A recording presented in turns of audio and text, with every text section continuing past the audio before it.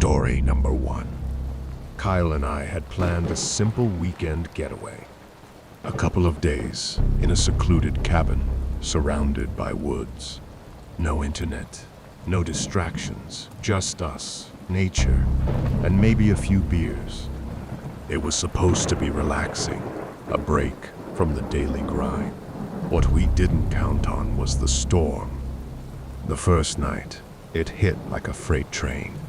The rain was so heavy it sounded like hail, and the wind howled through the trees like something alive.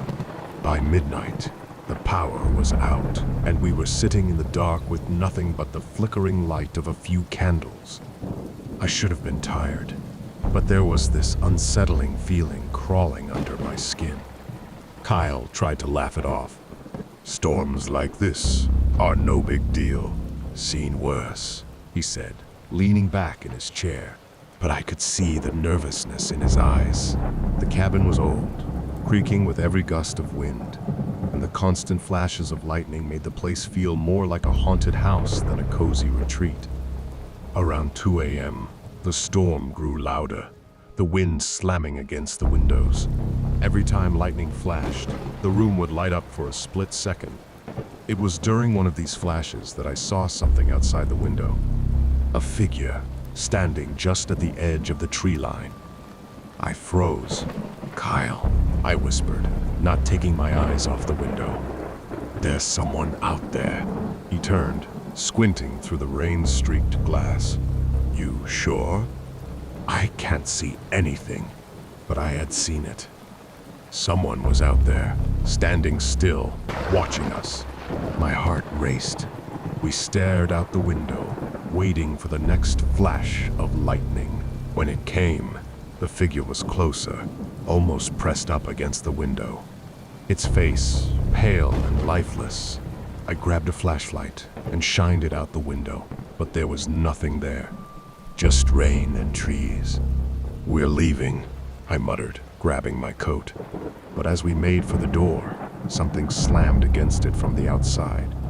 A heavy, deliberate knock. Kyle grabbed the nearest thing that could be a weapon, an old iron poker from the fireplace. I stood frozen in place as the knocking grew louder, more frantic. Then, as suddenly as it had started, it stopped. We didn't sleep that night. The storm raged on, but whatever had been outside seemed to be gone. When daylight finally broke, we packed up and left without a word. Whatever had been outside that cabin wasn't human, and I have no intention of ever finding out what it was. I don't know why I ever agreed to visit the old house on the hill. Maybe it was the storm that made it seem less intimidating. Or maybe it was just morbid curiosity. The place had been abandoned for years. Everyone in town knew that. But I was restless, and when the storm rolled in, I figured there'd be no better time to check it out. The rain was pouring down in sheets by the time I reached the front door, lightning cracking overhead. The door was slightly ajar, creaking as I pushed it open. Inside, the house was exactly what I expected. Dusty, decayed, and filled with the overwhelming stench of mildew. The sound of rain drumming against the roof echoed through the halls. I was about to turn back when I heard it. A whisper, faint but unmistakable. My heart skipped a beat. I stood there for a second, trying to convince myself it was just the wind. But the whisper came again, clearer this time, coming from somewhere deeper in the house. Against my better judgment, I followed the sound, my pulse pounding in my ears. The whisper led me to the basement door, half rotted and hanging off its hinges. I stared at it, feeling a creeping dread settle over me. I didn't want to go down there, but I couldn't stop myself. I descended the stairs, the musty air growing thicker with each step. The basement was pitch black, save for the occasional flicker of lightning through the tiny windows. And then, in one of those flickers, I saw it. A figure in the corner. I froze, my breath catching in my throat. The lightning flashed again, and the figure was gone. I took a step back, my hands shaking, and then the door at the top of the stairs slammed shut. Panic surged through me as I scrambled up the stairs, banging on the door, but it wouldn't budge. I was trapped. And then, through the door, I heard the whisper again. I banged the door several times until it finally opened. But before I could run through, something grabbed my leg and started pushing me down. I fell on my back as I turned around and saw the figure from before. It was clearer now. It looked like a homeless man. His face was disfigured. But to be honest, I am not sure of what I saw because of all the adrenaline. I just wanted to escape. With my free leg, I kicked him as hard as I could and ran, my legs wobbling beneath me as I stumbled through the darkened basement. My heart was pounding, and I didn't even stop to check if he was still behind me. All I knew was that I needed to get out of that house fast. The rain outside roared, the storm in full force now, and I could hear the wind howling through the broken windows. But I didn't care. The outside, no matter how fierce the storm, was safer than in here with that thing. I rushed through the hallway, hearing footsteps behind me. Faster now, closer. I nearly slipped on the wet floor as I reached the front door, yanking it open. I darted out into the night, the cold rain slamming into me like a wall. Lightning illuminated the landscape, and for a brief moment, I could see the shape of the house looming over me like a dark shadow. I didn't stop running. The wind was deafening, the storm relentless.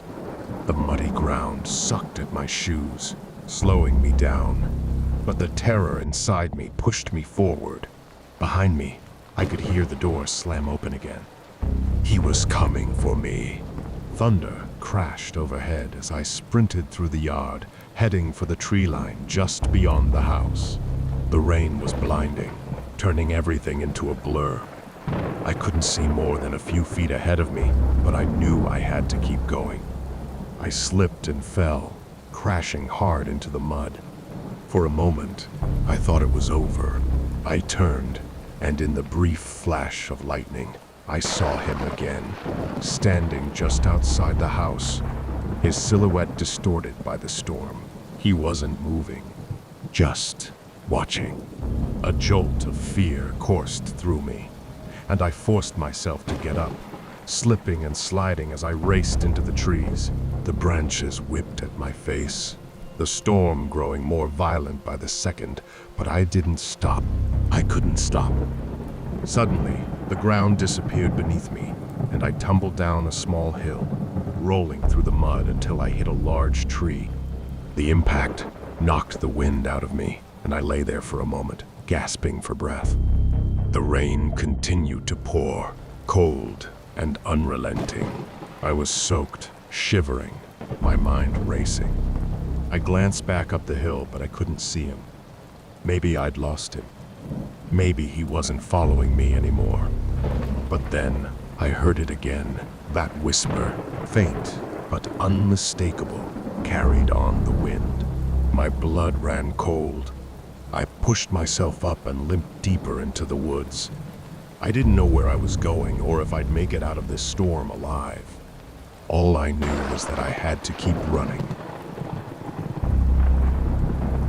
Want to be part of the stories? Join my Patreon, and I'll draw you or two characters of your choice as part of the horror universe I create.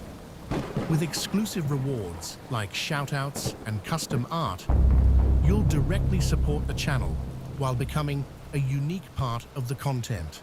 Check out the tiers and join the community today.